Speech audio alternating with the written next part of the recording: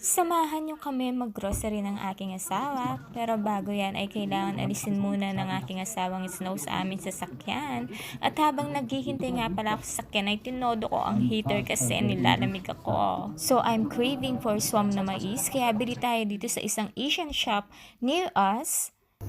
Ayan, meron ng white corn, bumili din kami ng rice and then banana chips. Then, ngayon naman ay dito tayo sa German grocery.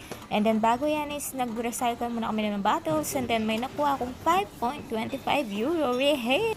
At magagamit mo nga ito sa bill mo pagkatapos mo mag-grocery at ide-deduct nila ito sa total bill mo.